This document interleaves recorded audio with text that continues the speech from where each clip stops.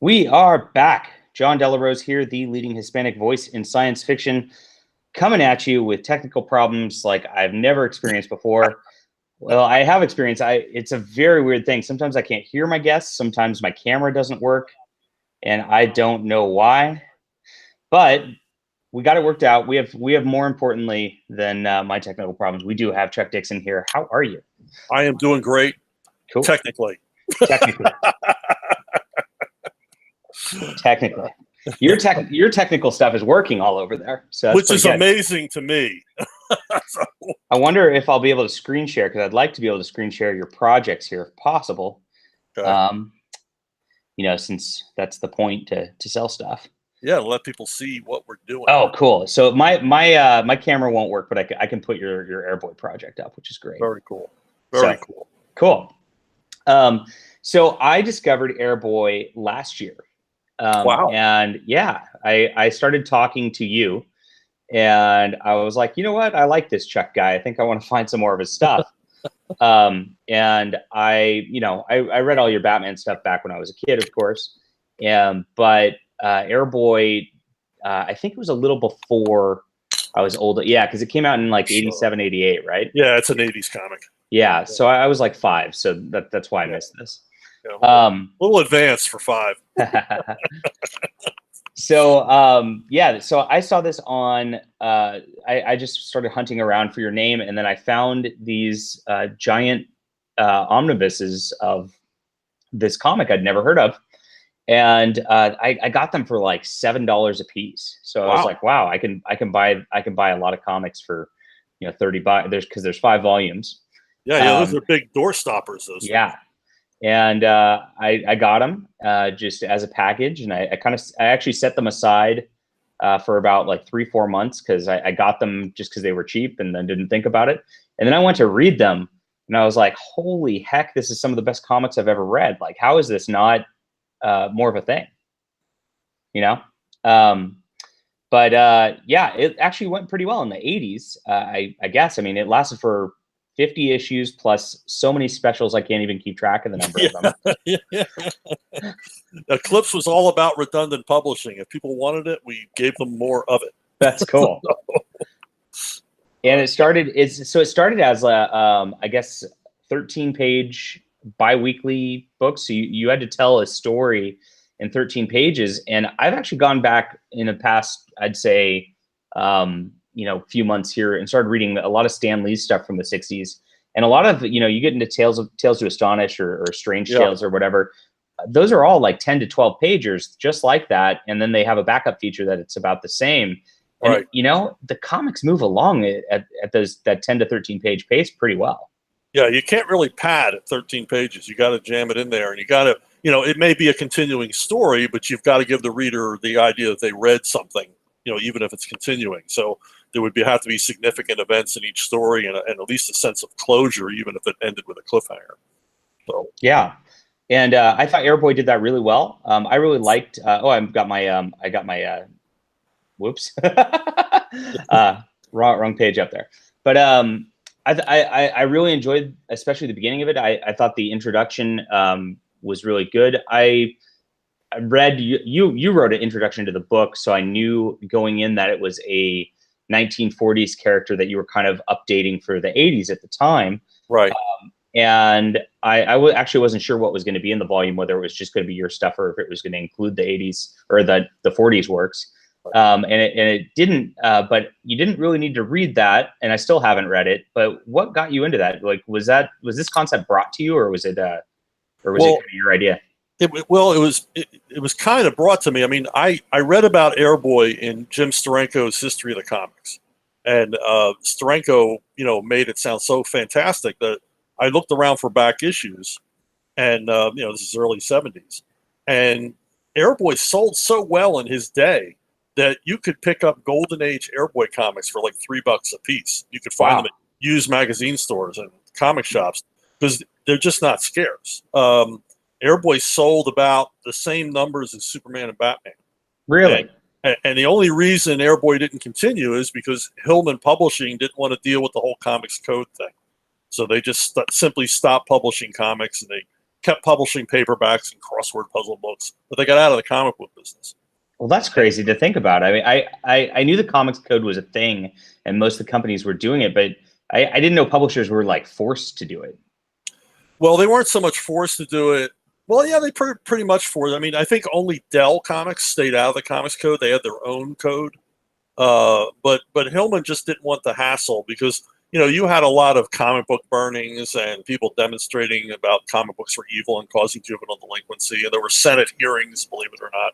So Hillman just decided, wisely, they just simply didn't want to deal with that. And a number of publishers did the same. Fawcett as well, the publishers of Captain Marvel, just said, hey, to hell with this. They got out of comics entirely. But so I was able to read a lot of Airboy and I just loved the character. I would draw him and draw the plane, just doodling around. And in the 80s, I began doing some anthology work for Eclipse. Tim Truman introduced me to Cat Ironwood and Dean Mullaney, and I started doing horror and science fiction stories for their anthologies. And one day I was over at Truman's when Cat Ironwood called and said that they were interested in doing an Airboy comic. And when he told me that, I just about hit the ceiling. And I said, I've got to be the guy to write this because I love the character, which is what got me the job. I already knew all about the character, and so few people did. Nice. That I just sort of slotted me in. And, it's all kind of in my wheelhouse, sort of military action fantasy stuff. Yeah, it was a very cool character.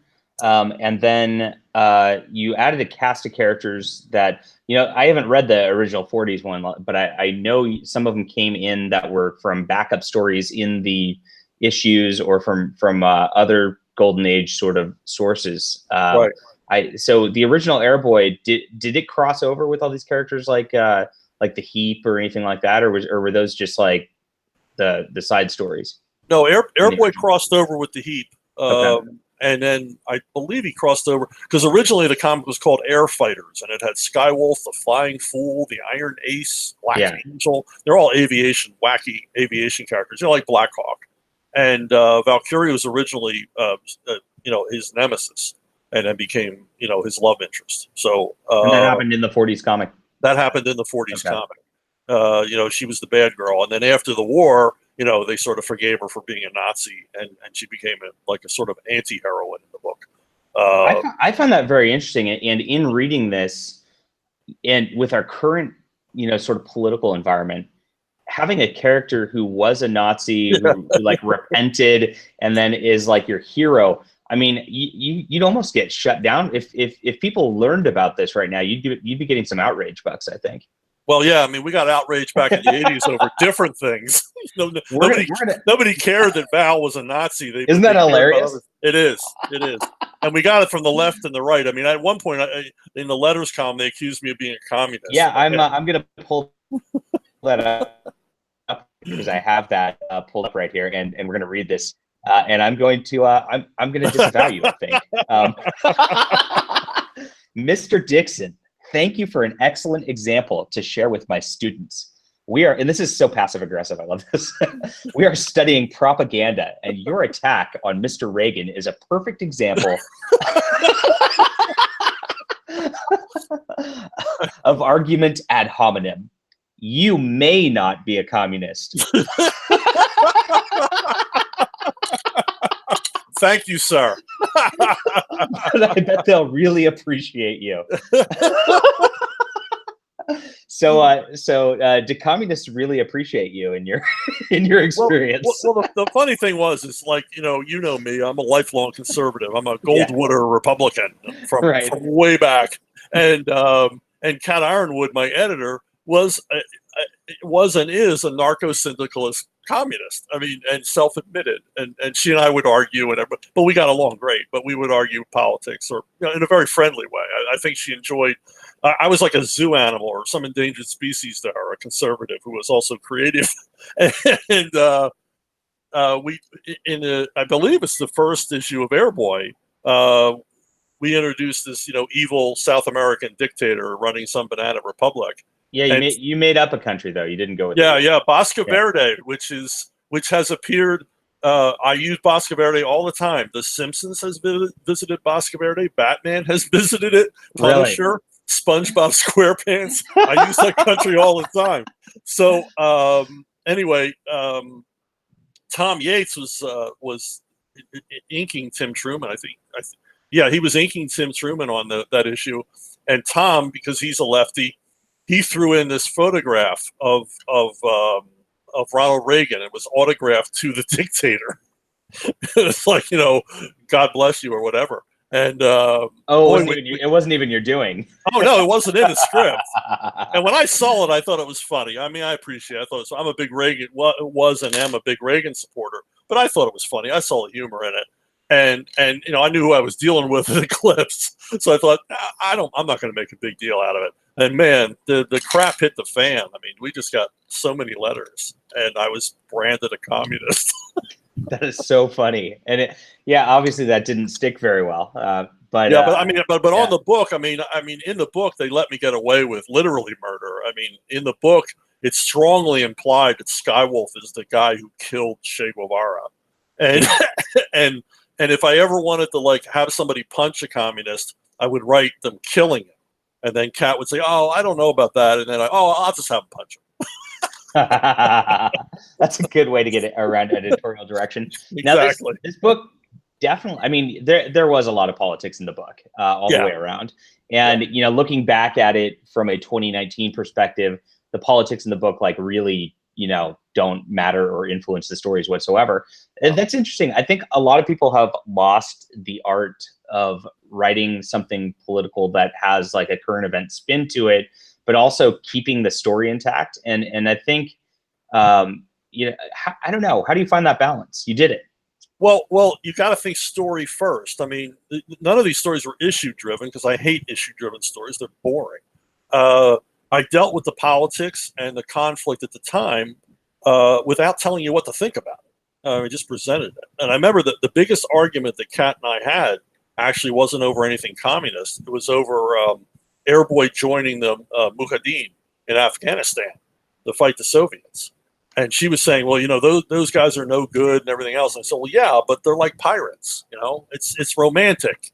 You know, post 9/11, it seems weird to say that, but you know, these Muslim radicals fighting the Soviets were our friends at the time, and you know, I presented them as not necessarily trustworthy. That Airboy was in danger the whole time he was with them from either side. That they would betray him in a minute if they thought it was to their benefit. But she and I had probably our worst argument over those issues. But she let me do them.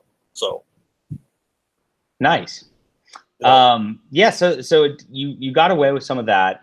Yeah. But you also, I mean, Misery as a character, which was was your opening arc, you know, was definitely like a classic horror adventure villain. You know, I mean, I guess he was a Nazi sympathizer or something, but he was more of a horror adventure villain, I think, that didn't really have to do with politics. And I think that I think setting the stage with Misery, at least to me, like told me, okay, this is going to be a pretty wacky, fun book.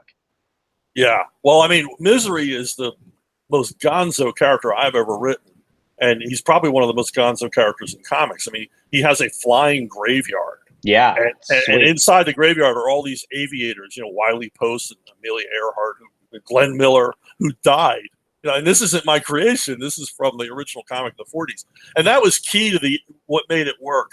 When I was talking to Tim Truman about it, you know, because he was the initial editor and drew the first few issues, we were talking about, you know, what was the approach going to be? And I was all for like kind of modernizing it. And he said, no, keep the gonzo goofiness. That's the appeal of it. And he was 100% that's definitely right. the appeal. Yeah. 100% right. So, it's so much fun. I wish more people would do that. And I wish more people would talk to writers that way, because I feel like, you know, when I came up the past 10 years or so, and I started going to writing classes and talking to people, and, you know, we're in the science fiction and comics field. The first thing everybody tells me is like, you have to be realistic. You want to be as realistic as possible. And that's about the worst advice you could ever give anybody. I think, you know, I always tell people honesty is more important than realism. And there's a difference. You know, if the people are acting the way real people act and everything else, and you can relate to it, then it's honest. Being realistic, it's like, well, what's your idea of realism? I don't read comics to find realism. But you have to find a balance and a tone and everything else. And that's far more important. realism is the last thing anybody wants to think about in fiction. Yeah, absolutely. I definitely feel the same way, and I think we've seen a progressive push in the non-political sense from those 1940s. If you go back to any of those 1940s comics, I mean, they're almost all over the top like that. Somebody in the chat mentioned Dynamite Thor, which is a 40s character from Blue Beetle, which was a backup in Blue Beetle, which his power, he's immune to explosives. And so they just had him, shove sticks of dynamite behind his butt to, push himself through the air to fly. I mean, it's crazy. And it's absolutely hilarious. So, I looked at that, and because it's public domain, I'm going to be putting that out later this year. And doing Airboy inspired me, I got to say, with a like, oh, okay, I can do a his grandson in the modern age or something like that, right? It worked out. So not that I copy you all the time, but I but I copy you all the time. I don't mind being an inspiration. I mean, comics to me are about. Well, there was a writer in the 50s, Robert Warshaw, and he was an intellectual, and he wrote about all kinds of things. But he was the only person writing seriously about comic books in the 50s, and he didn't like them, but he critiqued them. And his thing was this: that comics, the lure of comics is they're an immediate experience. Mm-hmm. That you open it up and it's garish and crazy and lurid and violent or funny, and it engages you and grabs you and keeps you going. And every panel engages you and drives you further into the story. There's ideally no waiting around in a comic to be entertained.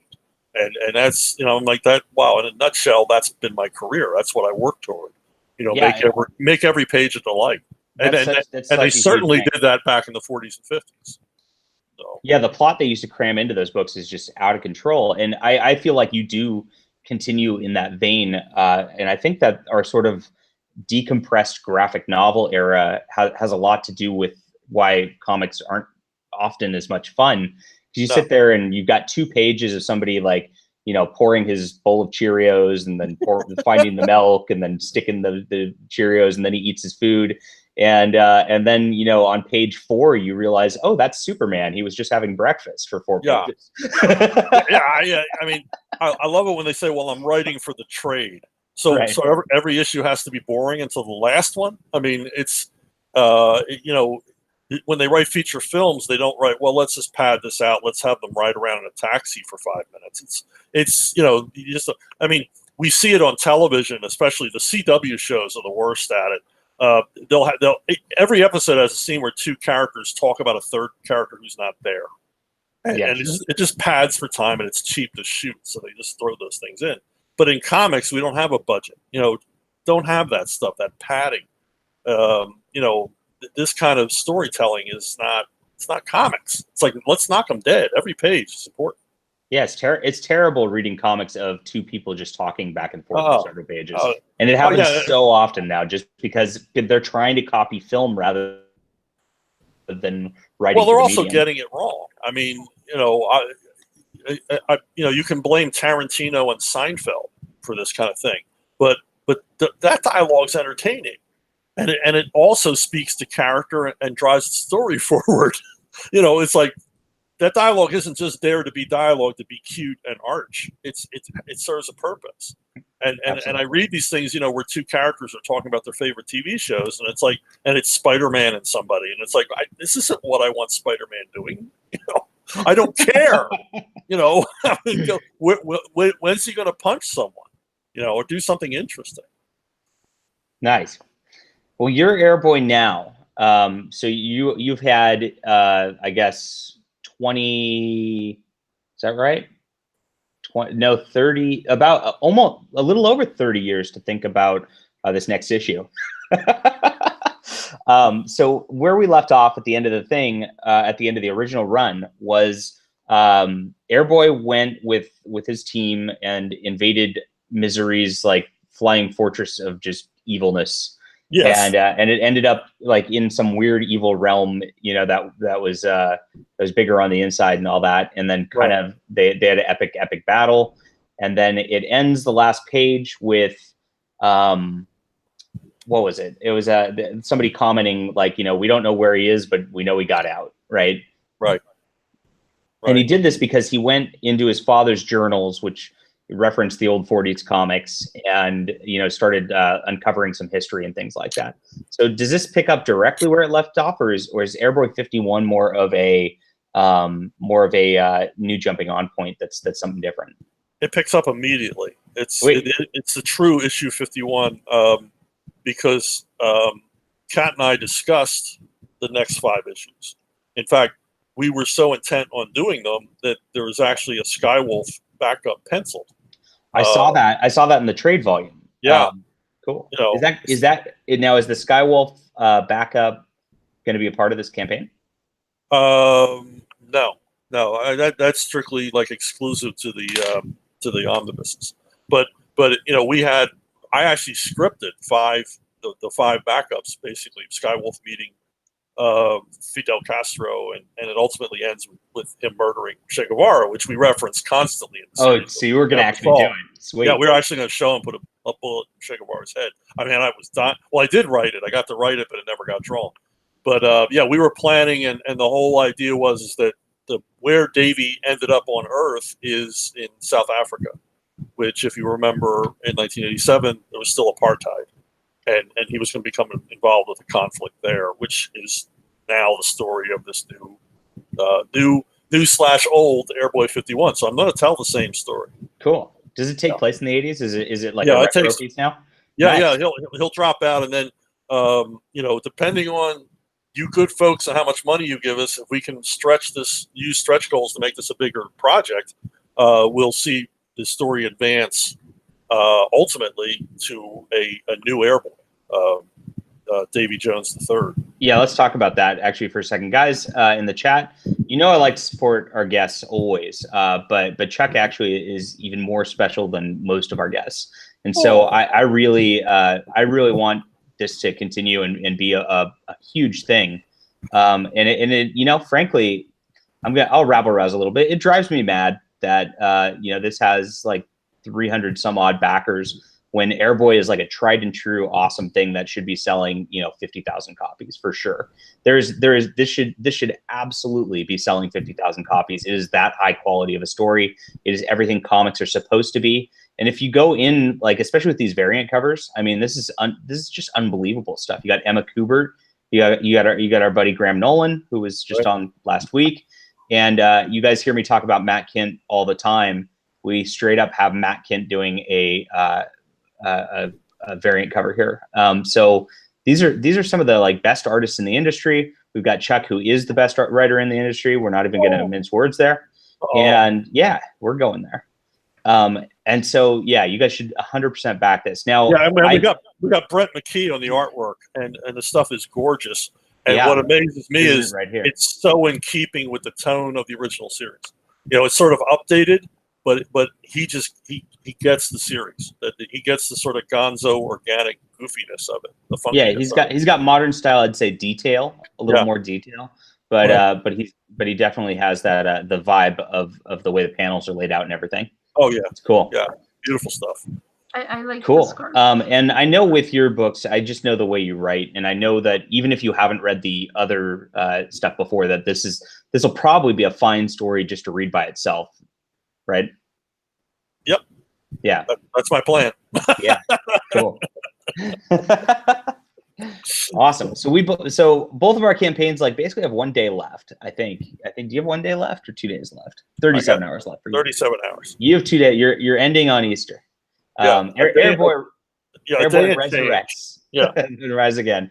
I'm ending in 19 hours. I just hit 350 backers. Yay! Thank you everybody who's supporting that. So my book's just Flying Sparks Volume 2. If you guys haven't heard of it and you're watching the stream, you've all heard of it and you've probably all backed it. So I don't need to shill that hard. Like usual, I mentioned that I don't copy Chuck all the time. My meta girl is definitely modeled after Stephanie Brown, without the weird abortion bits. So Chuck. Hey, it was a great story. It wasn't an issue thing. So yeah, if you enjoyed spoiler from the Robin era, you'll definitely like this book also. So I hope you'll back both of these. And yeah, what else is going on? We've got Airboy. You're writing so prolifically, like I can hardly keep up with your stuff. So I just recently read Van Helsing, The Sword of Heaven. Was it called The Sword of Heaven? Sword of Heaven, yeah. Yeah. Yeah. And that was a 6-issue miniseries from Zenoscope. Yeah. Mm-hmm. And that was kind of I got annoyed by that because I saw this steampunk hat chick, and I was like, and if you know me, I'm all about steampunk, so I'm like, Chuck's writing steampunk, yes. And then it was definitely not steampunk. No, so no, because I don't like steampunk. You don't like get off my show. No, Get off. But I yeah, when I agreed to write it, I said, man, she's got to lose that hat like instantly. Oh, brutal, really? Yeah, so it's always on the cover, but she's never in that outfit inside. I always said, I want to discuss with them maybe doing a time travel thing where that outfit might make sense and go back. You're right. It would not make sense in modern times. I didn't know she was a modern character going in, right? Yeah, yeah. So I'd love to do it. And there's no reason why we can't, because you read Sword of Heaven, it gets pretty crazy. Yeah, that was really fun. Time travel is not out of the question. So basically, she's a vampire hunter, and she's going and she meets with this evil vampire, and they're searching for this artifact, and she meets up with demons, and she travels through India and into these mountainous areas where just like there's all this old history and all that, and she just meets with crazy mobs. I think there's zombies at one point.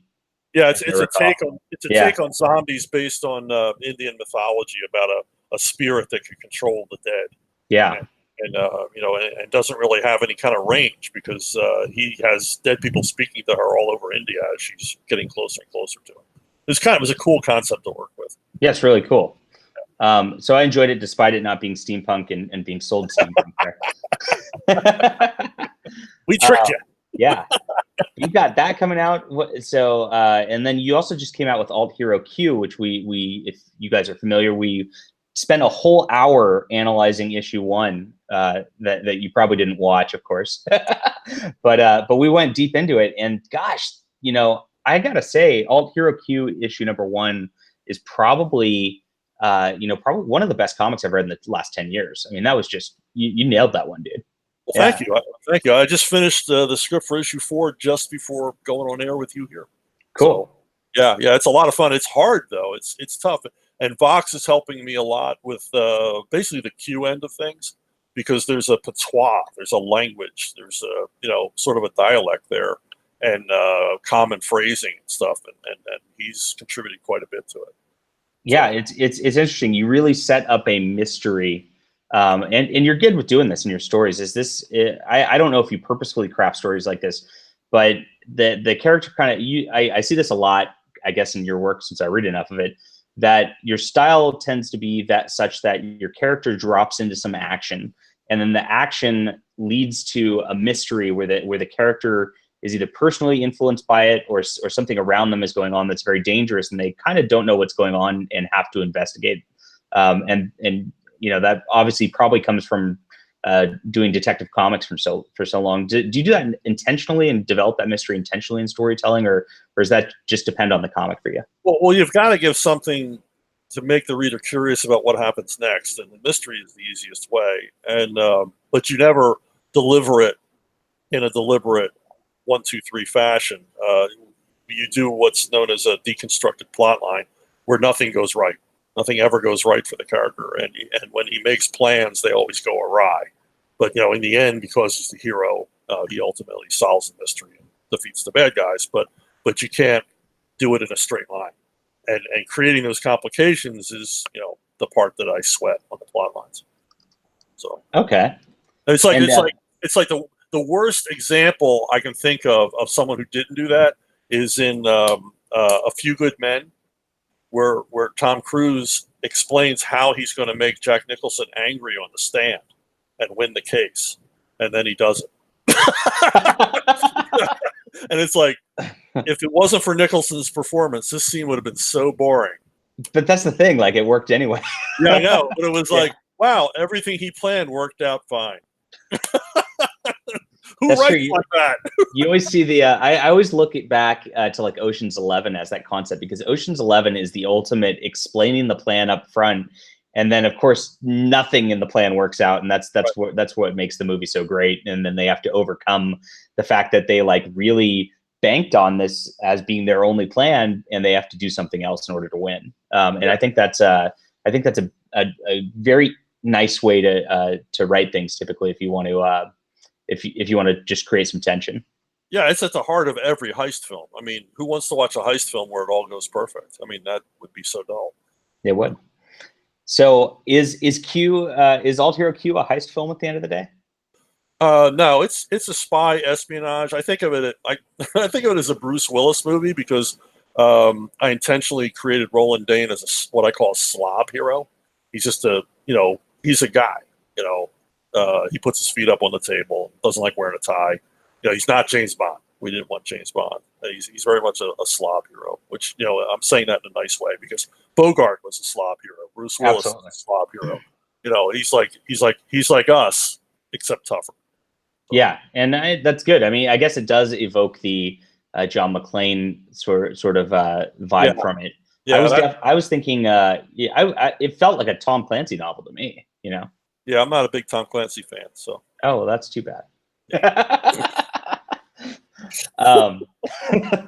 So one time at Wildstorm, I think it was Jim Lee said, we think of you as our Tom Clancy. And I'm like, I'm going to take that as a compliment.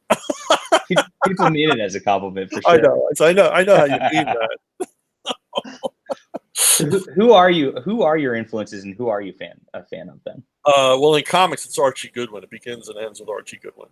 And then I like Donald E. Westlake, mystery writer, heist writer. P.G. Wodehouse for humor. A really obscure writer named Mark Ben, who mostly writes in French, but he wrote 4 novels in English, and they really taught me how to write spares. Mark Bam, B-A-M? B-E-H-M. He wrote basically the last private eye novel you'll ever need to read, called Eye of the Beholder. It's been made into a movie like 5 times in 5 different countries. Cool. I'm Googling that and saving that at this point. But he wrote a vampire novel. He wrote a novel about basically the wife of a concentration camp commandant. He's all over the map, but the stuff is just brilliant and so sparely written.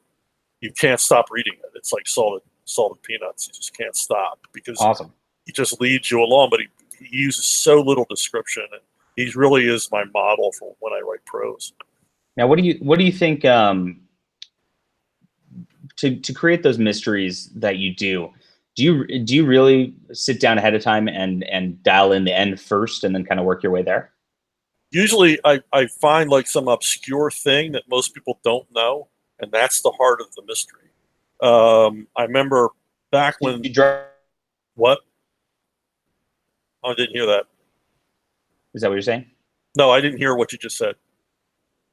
Drawing from like news or mythology or something like that. Some obscure thing. My wife is great at pointing things like that out. She'll find things on medical websites and stuff. Hey, you might be able to use this. But I mean, an example of that is when they were doing Batman Black and White. I wasn't included in the original roster, and then Mark Chiarello, the editor, realized that they did 4 volumes and there'd never been a mystery. So he called me and said, "Would you please write us an 8-page mystery story for Batman to solve?" Nice. And I started with the idea that if you freeze human flesh, it shrinks a little. And that's how Batman realizes that the fingerprints found at the murder scene are from Mr. Freeze? No, they were from hands that had been frozen. They were from a dead man's hands because they're not the right size. They match, but they're not the right size. And that was that's how I handle it. Most people don't know that, so Batman seems brilliant. And I seem brilliant because I read it somewhere in a book. That's awesome. Well, that's a good way to do things. Jeez. Yeah, you got to work backwards. Well, I guess there's mystery writers who can wing it. I could. I mean, there's probably chess players out there who can wing a mystery. I can't. I got to know how it ends and then work backwards from there. Somebody in the chat asks, why aren't you a Tom Clancy fan? There's too much techno stuff, and I don't find his characters believable. They seem like male Mary Sue's. I just can't get into it. Yeah, I can see that. There's something there. It's just not real to me. Let's see. Somebody else in the chat says, did Popefire, who I'm going to call out right now, who's been lurking quietly for a long time, ask Chuck who his favorite Titan is? That's a great question. Which Titan? Teen Titan? Yeah. Yeah, I am here. Oh, that would have to be Robin. So. Popefire's sad, I'm sure. My man. That's the wrong answer. Sorry. Yeah, it's okay. I didn't know it was going to be a test. Oh, she's here now. She's unmuted. What's going on, Pope? No, I was just being quiet. I was waiting. Are you gonna advocate for Starfire? Oh no. I'm just really excited. Am I freezing? Is my internet going down? Testing. Yeah, okay. I can hear you. Yeah, I made a deal with cool. John. So we've got Airboy. How are we doing right now? We are at 13,676 on the telethon right here. And what's the next stretch goal? 15,000? Yeah, 15,000. We go up to 48 pages. I just refreshed and we got another $100. Hey! So yeah, so we're up to 13,821 and 15,000. Yeah, 48 pages is important. What's going to be at the 17.5? We'll have a backup story featuring one of the other characters from Airboy. Oh, that's exciting. Yeah. Cool. And we get to 20K and it'll be 2 full new issues of Airboy. So that's amazing. So that really gets bang for your buck right there. Yeah, and the thing is, if you've already contributed, thank you. But encourage your friends to contribute, and then you get a bigger book. So do they. Yeah, I tend to do that too. I don't know why a lot of campaigns don't do that. I mean, I see a lot of Kickstarter campaigns, and as it goes up, I always figure like I'm trying to pay for the art to just get done. So it's like I might as well add more art and add more story to things, right? I'm all about more content. I don't want to be involved in a crowdfunder that isn't about more content. I don't want to get a higher page rate. I want to do more pages. Absolutely. I want to deliver a better package. So when the people get it, I mean, I put money in crowdfunders, and I like getting that box and go, ooh, look at all the crap I got. I didn't even know I was going to get this. I got a sticker and a T-shirt. It's awesome. Yeah, it was really cool. Yeah, I got Graham Nolan's Monster Island recently, and I got that box in the mail, and I was just like, I was not expecting that ginormous box with all those goodies in it. Yeah, it was like Christmas time. Yeah. But I gave him a hard time. He sent me an extra large T-shirt. I'm like, extra large? How the hell am I going to get into that? That's my size. I don't know. Yeah. Maybe I'll send it to you. So what do you got going in the future? So we got Airboy. We have Alt Hero still continuing with both of your Avalon. How far is Avalon into it now? That's 3 issues. Yeah. No. Let's see. Yeah. 3 issues. 4th issue coming out soon. I've written through issue 10. So well ahead. But I've seen all the artwork for 4 and part of the artwork for 5. So we're cruising along on that. And then I'm doing with Ben Henderson. I'm doing Ravage for Cautionary Comics, and that's right, and that's done. I just haven't gotten mine yet. That's done now. In fact, I'm meeting him next Saturday to sign all the copies for the crowdfunder, and starting a new Levon Cade novel in a couple of weeks. And I'm working on a couple of other awesome projects that I can't talk about yet. Now, Levon Cade got picked up for. By a streaming service. Was it just optioned, or is somebody actually making it? No, it got picked up. No option. This is a real deal. It got picked up by Sylvester Stallone's new production company, Balboa Productions. Rockin'. And he's got financing and distribution for a number of TV series and features, and he's got total creative control, which he's always wanted. He hasn't had total creative control since the Rocky movies. So he's a very, very happy man because the guy's a workaholic. But he and I have talked about Levon's trade for a few years, And when he got this deal, called me and said, "Would you let me have it?" So I signed a deal with him. But that was pretty cool. That's awesome. Yeah, I'm looking forward to that big time. Yeah. So am I. So am I. Let's see. So we got a couple questions. Somebody says, "How are you liking the new artist?" I'm guessing he means on Avalon, because you had to switch artists because the original one had time constraints there. Yeah. Frank Fosco had to duck out. He was getting a lot of Ninja Turtles work, so yeah, you can't blame him. Good for him. And the new guy whose name I can't remember is really getting into it. I mean,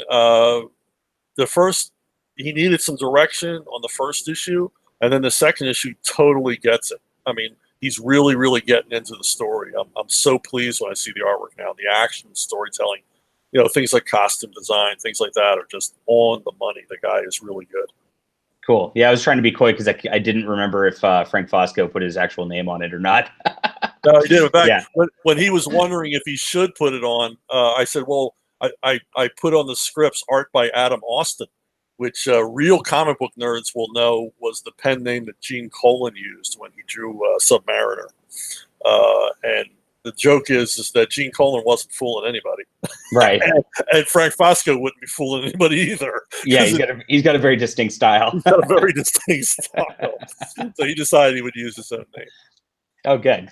Yeah, it's funny, but I still want to try to protect people if I need to. Oh no, yeah, because it's real. It's real. It's real. Blacklist is real. Let's see. It's asked, do you still live in Pennsylvania, which is where the viewer lives, and you live in Florida? I am down in not so sunny Florida today. It's pretty overcast with tornado warnings. So if I cut out, you'll know why. But yeah, I'm down in Florida. I came down here for CrossGen in 2002 and then stayed. So. And then he also asks if you would be willing to write Jason Todd Red Hood if DC asked you to. If they offered me, I need a solid contract on that one. What we used to call a continuity contract, where they guarantee they don't fire you after 3 issues. Yeah, I might consider it, although I really don't like that character. but I don't like the Joker either. But I wrote a lot of Joker. That's fair. Yeah. So what's up? So you've dealt with a lot of contracts over the years, apparently. Yeah. And does this happen a lot that you just get in and 3 issues happens and they're like, never mind? Well, that's what happened to me last time I was at DC with, doing regular book. I mean, the last thing I did for the Bane Conquest was a special deal, which I can't go into. But when I came on for Batman the Outsiders and came back to Robin a number of years ago, they just sort of fired me after a few issues without really giving me any cause. Which is, they left $30,000 in scripts on the table because when I get writing, and I just wrote the living hell out of both of those books for a long time. So they had all these scripts that were never given to artists because I was so far ahead of schedule. But they just sort of canned me, and I could never get an answer. Well, what was I doing wrong? So if I ever went back, we used to, in the 90s at DC, have continuity contracts. And they guaranteed you, 12 issues. And again, the guarantee went both ways. You had the guarantee to do them, and they guaranteed that you would have them. And then at the end of the year, if you met your commitment, you got a bonus. It was to keep people on books rather than what they do now, which is change the cast seems every few issues. Interesting. It seems like there's just so many issues with mainstream comic book publishers where they're not very creative friendly, and it's honestly doesn't sound like it's gotten any better over the years. No, it was a different day back when you had people like Tom DeFalco and Jeanette Kahn and Paul Levitz in charge of the 2 majors, because they really cared about the companies and they protected the companies and protected the characters, protected the franchise, and by doing that protected the creators. And they really did look out for us. And today that doesn't seem to be as important on any of those things. They don't look out. They're not good stewards of the franchises or the characters or even the companies. I mean, we've basically freelancers have been stabbed in the back over and over again for rights, participation, royalties. It kind of sucks. Yeah, I get the question all the time. I mean, I very similarly, it's like, what character would you like to write? And I just am like, Metagirl. I mean, Yeah, why would I want yeah, to write a different character? I own everything. I have complete control. There's no editorial bothering me, telling me to push me in a certain direction. There's no weird crossover events to mess with my story. It's right. like there's no reason I'd want to do something else. And just the way I see people treated a lot in the industry, it just seems like indie really is the way to go now, just from an artistic standpoint and from a working standpoint. I mean, you have said multiple times over the last year I've known you that you're busier than you've ever been before.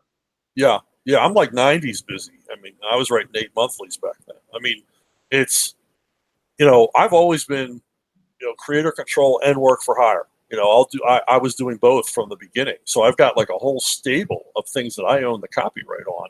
And I'm free to sell or do whatever I want with. And I'm always urging guys, guys who are like hot and in demand. I'm like, you're not always going to be in hot and demand. You think of things you want to create now while your name still sells books. Think about your future, because your future is not work for hire. Because once they decide you're over, you're over. They decided one day that John Byrne was over. Yeah, that's so crazy to They me. decided that Neil Adams was over. I mean, it's like, and your day will come. You only get a certain window. I always thought, well, if I ever get in comics, if I got a 5-year window, I'd be happy. And thank God I had a 15-year window. I think. I mean, that was great. What contributes to that mindset, do you think? Because I've watched over the years, and it's like, oh, Mark Millar is the biggest thing at Marvel Comics, and then suddenly he does not work at Marvel Comics, and then it just seems to they seem to have this like churning mill, and I feel like they almost designed what got me and sort of got me stopping reading them for the most part was like I feel like they designed it so that you just buy Spider-Man. If you're a Spider-Man guy, you're just going to buy Spider-Man no matter what. You don't even care who the art or whatever team. Is it just a function of like they want to get cheaper talent who's not going to cost as much? They want to get cheaper talent. They don't really, especially on the art end, there hasn't been a decent art editor or an editor who understands the art in a long time, or even understands the medium. And they're not about creating quality work. They're about being able to go to the editorial meeting and say, hey, I got this hot guy. I stole him from the other company. Or I handed in this issue under budget. Or I found some guy, in Togo, who will draw for $10 a page, and no matter what it looks like. I mean, and you mentioned Mark Millar. I mean, it's so weird. When I was at DC in the 2000s, I pitched a few things. And one of the things I pitched, they said, well, that's characters on hold for another creator. I said, okay, I understand. What creator? Mark Millar. Like, Mark Millar is under exclusive at Marvel. They said, well, we're holding it until his exclusive runs out. That's hilarious. This is insane. And, but editors decide these things. I remember there was an artist, an editor called me one day and said, I got a new artist for your book. I'm like, oh yeah, and he said, yeah, and he names this, this guy, Joe Schlabatnik, and I'm like, yeah, I saw his name on Wizard Hot List, right? Well, I got his brother. and that's what they were about. It was like the bragging rights. I got the new hot talent, and for the most part, none of these guys could draw worth a lick, but they were hot for some reason because Wizard Magazine said they were hot. And even though everybody knew Wizard Magazine was complete BS, they still believed it. It was like Tiger Beat for comic book editors. Like, ooh, I want to get this guy because Wizard says he's hot. I get the feeling. I get the feeling about the comic industry, just in my limited experience of it, that a lot of who gets hired for this or who gets hired for that is just who your buddy is more than anything else. It seems even worse nepotism than pretty much industry I've ever seen. And I don't think the nepotism exists in this because of like a sinister dollar wielding control. I think there's just a laziness in the industry. Well, I mean, there's a laziness, there's a cliquishness. I mean, I was on a book that everybody watching this knows, and I was on for a long time, and I had a string of terrific artists, one great artist after another. Then all of a sudden, they saddled me with this guy. He couldn't draw for crap, and I found out the reason they hired him is because the editor thought he was cute, and the artist lived nearby. Oh, geez. Yeah. So it's like, okay, all right. Are we talking about Gary Quappitz? Because I know that there was an editor who thought he was cute. No, we're not talking about Gary. Okay, I'm just kidding. Hey, Gary Quappitz. Gary is adorable. Gary's the best. He'll throw you out a window if you say that. But anyway, no, it was not Gary Quappitz. Oh God, that's funny. That's funny. This actually I hope Bo Smith sees this. Yeah, he told me. Wet his pants. He told me some stories, and I don't know if I could reveal them because he told me in DM, but they were very funny. Oh yeah. Gary told me a few stories. Him and Larry Hama, back when we were all in Savage Sword, they would tell me stories of stuff that had happened, and it's like, my God, what a cesspool of iniquity this place is.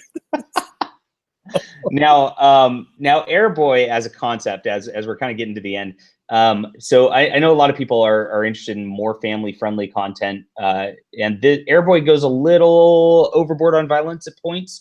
Yeah. I would say I don't know that I'd let my 10-year-old read it. If he was 12, I probably would. It was the 80s. It was the time of Rambo and Chuck Norris. Yeah. Once he's 12, I probably will. And at first, it's fine, and then this is what made me think of Gary, because Gary had to draw this like weird like allusion to a sex scene in it later on in the series, and that's a little over the line for kids. It was like issue 30 or 40 or something like that. Right. But the new one, I assume you're not going to have any of that sort of over the top stuff. No, it was Eclipse Comics. It was the 80s. That was the vibe, and I was fine with that then. But that's not where we're going now. Cool. Yeah, so everybody should back this 100%. I want to see this hit $15,000 before the end of the day. I hope people are just checking this stuff out. Let's see, Samali, I'm sorry if I botched your name. Says Rebel Dead Revenge will be with you soon. That's good. Rebel Dead Revenge is an excellent book. I wish I was getting a little more publicity out there. No, it's a very good book, and it's a labor of love for Gary. Who's my I've collaborated with Gary more than any other artist in my career. Continue to. We do a weekly comic strip for Edgar Rice Bros Incorporated. That's super cool. I'm very close to hitting the subscribe button for that because I love both of you guys. We've been 5 years and never missed a week. That is incredible. I've never heard of a comic being able to do that, for one. Yeah. Right. But two, like Edgar Rice Burroughs worlds are so compelling. How'd you get hooked up with that? What's the story there? Initially, Tom Lyle was going to draw it, and he was talking to Herb Incorporated. And when he mentioned my name, he said that they got pretty excited. So they got a hold of me, and then Tom's an instructor, art instructor, so he just couldn't do it on a weekly basis. So I think he did like the first 4, and then we started it over again. Gary redrew those strips in his own style, and like I said, we've been going out for 5 years. And if I had to pick any Burroughs property to do, Pellucidar would have been the one, because I really loved that series when I was a kid. I haven't read Pellucidar, so what's the premise of it? It's David Innes and his buddy Professor Abner Perry built the Iron Mole, and it's this digging machine, and they're going to use it for mining, but they lose control of it. And it just keeps going further and further and breaks through the Earth's crust into the world that exists at the Earth's core called Pellucidar. And of course, it's Burroughs, so it's full of dinosaurs and weird people and cavemen and pirates. It's just crazy, crazy, wild stuff in this inverted world, a world with no horizon, where the horizon just keeps curving up and up and up. It's just awesome stuff. And Gary is just having a field day because it's all organic, monsters, animals, vegetation. I mean, it's absolutely gorgeous. It's a delight to look at every single week. Fun. Is there a collected edition, or is they're talking about it? They're finally talking about it now, about putting together collected editions. We're in discussions about what the format will be like. Oh, neat. Yeah, that sounds awesome. Yeah, it's good stuff. It's fun stuff. And Tarzan appears because I couldn't resist. I had Tarzan show up. Brad Ashworth asks, when is Chuck going to work with the legendary artist Brad Ashworth?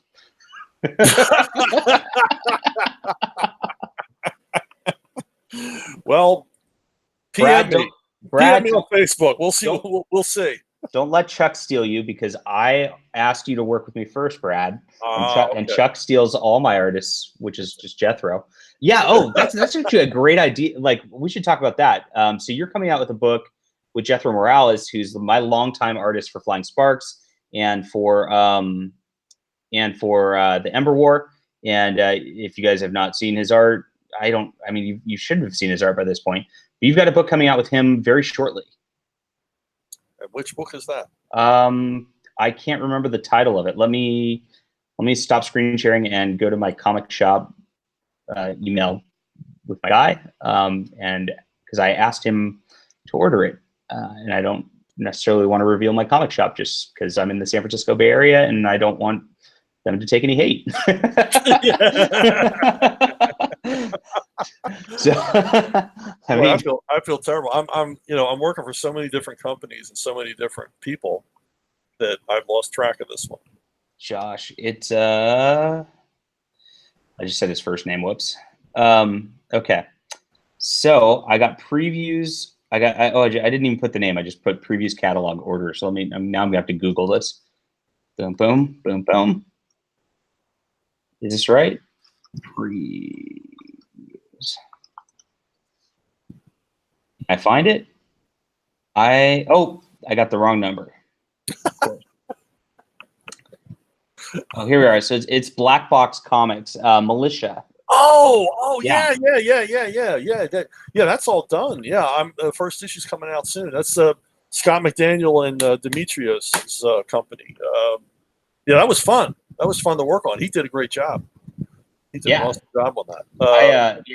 I definitely love Jethro's art. Obviously, I didn't know that. I didn't steal him. I didn't steal him. They stole him. Oh, so they stole him. Okay, they stole. Well, I had no idea. I'm going to assume that they saw Flying Sparks and we're like, this is just great. Cool. So you just got hooked up with them. I don't know how these companies work, but what's Militia? And Militia is about it's about female combat troops in the United States in the War on Terror.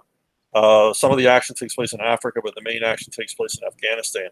And the challenge for me was to make it not a girl power book, right? Not a Mary Sue book. It's as honest as I could make it. And, I know that feel. and I didn't want to do 5 Ramboettes, kind of thing. So there's a reason why it's a female unit. It's intrinsic to the story why it has to be a female combat unit. And I felt okay about it because they do have female Hearts and Minds units that are armed in Afghanistan, and they basically go out and deal with Afghan women, basically trying to win them over to the West. Wow. But it's the spine of the story was suggested by Scott and Demetrius, and then I just sort of took off. And we had a lot of discussions back and forth about my approach to it, but a few times they dug my heels in because I'm really sensitive about how the military is portrayed in entertainment, and I just wasn't going there on a few of the things they wanted me to. But it all worked out in the end. We all ended up friends. Are you talking like a sort of anti-war, anti-military bent versus? No, more of a like the military's misogynistic. I'm like, I'm not interested in that. Strictly as a story tension point. Like, the poor downtrodden women. And it was like, no, that's not really happening. Because I'm thinking of like Martha McSally, and it's like, no, nobody oppressed her. Man, she might have killed a whole bunch of terrorists, but nobody oppressed her. So, and a lot of these tropes are just so tired because every single. That's another thing. I mean, right? Yeah. I almost turned down a movie deal because they changed my villains to former Blackwater employees, and I'm like, first of all, Blackwater's, they're patriots, in my mind, and I'm sick and tired of seeing those kind of people made into villains, because they're not villains. So, but they backed down and didn't change it. So nice. Yeah, you got to stand your ground. You can't just sell out all the time. So definitely, that's well, I don't even have to worry about that because you're on your own, man. Nobody's hiring me. You got no boss. You got no gatekeeper. Nobody telling you what to do. You don't have to take I guess I do on my Alt Hero book, but I don't. It was it's such an interesting process. Like everybody kind of thinks of Vox as this like tyrannical guy, you know. Oh, and nothing could be further from the truth. And I told him today in an email, I'm going to clean it up. I said, "You are an effing prince," because I asked him for a favor, and he's like, "No problem." He is. Yes. And I, going to work and in Alt Hero, I expected him to have like, a very, very anal, detailed control over it. And it was like, I was like, "So Vox, what do you want me to write?" And he's like, "Well, what do you want to write?" And so I'm like, "Well, off the top of my head, this." And I basically was taking the anime My Hero Macadamia or Academia. Macadamia is Tim Lim's version of that. And I just butchered the two of them together. And I was just imported it to the Alt Hero universe, and then changed it around to the way that would be my liking as an American superhero guy. Right. And then I said, "I'd like to do this," and he's like, "Okay, do it." That was it. Yeah. Same with me. I mean, I'll propose something. I mean, Richard Bonk and I are working on something for him now. And Richard said, "I really want to do a barbarian thing." And I said to Vox, "Hey, when this is done, can Richard and I do a barbarian thing?" He's like, "Yeah." Right. Okay. And he stays out of the way. I mean, and when he does come in with a comment, it's a cogent comment that makes perfect sense. Yeah, I see what you mean. Yeah, he never does something that's unnecessary. Oh no, he never's there. The man is way too busy to be justifying his job by making little niggly changes to our silly stuff. So yeah, absolutely, it's a good thing. Yeah, but he's been absolutely awesome to work with. Agreed. Yeah, I'm excited for all this to kind of come to fruition later on. And you actually still owe a Avalon novel. I know that's part of it too. Right. Yeah. I don't know why I agreed to that. I owe a second novel, so that's. But it'll be great when I write it. It'll be great. No, I will. I promise. I'll sweat it. I'll make it good. I can't hack something out. I'll make it cool, but I'm not looking forward to it. It's better to have written than to write. So it definitely is, especially novels. As I've gotten more into comics, so you're one of these people who does both also, so you feel my pain. I've gotten so used to writing comics and being able to get my idea down so fast that when I get to a novel, it's just like, it's such a just a slog to get through, just because of the amount of time it takes to finish a story. Now, I'm not saying I don't love my novels. I spend more time on my novels than my comics by far. But sure. But yeah, it's just like the pace difference in excitement of idea, because you have this limited window when you're excited about an idea, and if you're like us and prolific like us, you have the next idea sitting there and you're like, dang it, I want to do it. And on a novel, you just can't get those out that fast. It's the endless frustration. Yeah, and you always reach that point where you go, "Oh, this is crap." Yeah. And you have to convince yourself, okay, I think it's crap because I'm so tired of it. But it's all. I hit that at about 40,000 words is my spot for that. Yeah. And it's all going to be new to the reader. The most surprising thing about writing prose for me, which was an upside, is when the story's over, it's over. And sometimes the novel will end, and I'm surprised it's over. It's like, hey, there's really no more to write. And that never happens in comics. But in prose, it's like, hey, the story's over. Comics is always a cliffhanger for the next issue, right? No, you're always adding a little something so it can continue. And with a novel, especially a standalone novel, it's like, hey, it's done. There's no more to write, and that's always cool. Especially when it's like, oh, I thought I had another week on this, but it's Tuesday and I'm finished. Awesome. Yeah. Yeah, but I see novels actually moving more in that direction lately. Of the sort of I've been ending more with cliffhangers and things to do. I can't be that cruel. I can't be that cruel. You can't do it. No, I can't do it. But Amazon Market really loves that. I got to tell you. I'd rather bring you back because you like the characters. In my Bad Time series, there's a few dangling threads between novels, but nothing that you can't wait for. What's the first novel? Because I have a lot of just reader types too. What's the first novel they should start with of yours? What's the one you point people to? I guess Levon's Trade, the first Levon Kate novel. Cool. My favorite novel of all that I've written is called Shrinkage. It's about shoplifter in Philadelphia in the 1970s. That's my favorite, but I wouldn't suggest starting with it. This is simply of the things I've written, it's the thing I'm most proud of. Oh, cool! I've not read that one yet, so I'll get to it this weekend. All right, so we're about an hour in. I'm going to close things up unless there's other questions real quick, because I have to get back to work, and I'm sure Chuck has to get back to work too, or something. Yeah. Or whatever you do in Florida. I don't know what you guys do in Florida. Florida, man. Florida man, fill in the blank.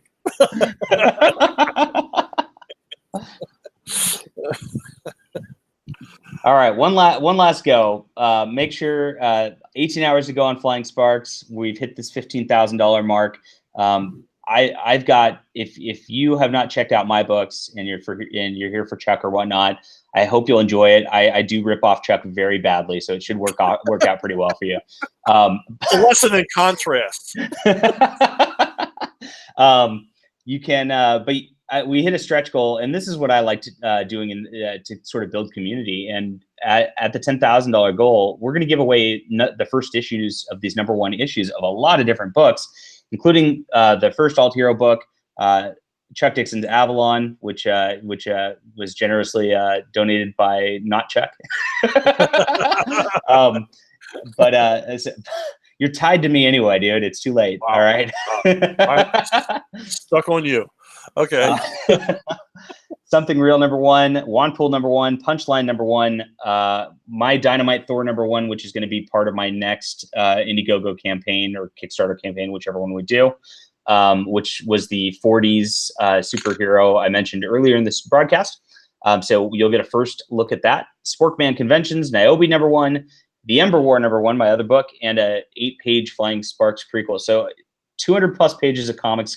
This isn't even like the main book. It's just like you just get a pack of awesome stuff to be able to check out all these indie creators, because bottom line is we need to kind of form a little bit of an alliance, because we're so used to going at it alone. And I think if we want to build this long term, we're going to have a little bit more of a community built together where we all kind of support each other. And that's the thoughts here. If you like Chuck's Avalon, if you like Wanpool or whatnot, I hope you'll read these and then go check out those other creators. Is the thought about this. So that's that. You get a crap ton of comics in addition to Flying Sparks Volume 2. Volume 1 was called The Best Indie Comic of 2018 by several of the backers last time. So I hope you'll check it out. Yeah. I like it when readers like my stuff. That's helpful. Well, yeah, that's what we live. That's how we live. So. And then Chuck's got Airboy. What sell Airboy better than I can? It's wacky aviation action. It's a story that's been interrupted for 30 years. And I get back to that story, not just the character, but the actual story that I was planning to tell back in 1989. And it's Golden Age updated with all of the Gonzo craziness. Awesome. I'm excited for that. And I think the art looks beautiful on here too. His name's Brett McKee. Brett McKee, right? just gorgeous stuff. He is a master storyteller. Beautiful. All right. Thank you guys for tuning in, and thanks Chuck for showing up and geeking out about comics for an hour. Anytime. I'll geek out with you any day of the week. Sweet. Right. I'm gonna make this a daily show if you. No! Come on. Now you made it awkward. I know. Cool. All right, going off the air. Thank you everybody for tuning in. Buy the books. That is the most important part, because we're trying to push things here, and this is how we get paid. So see ya. Thanks so much.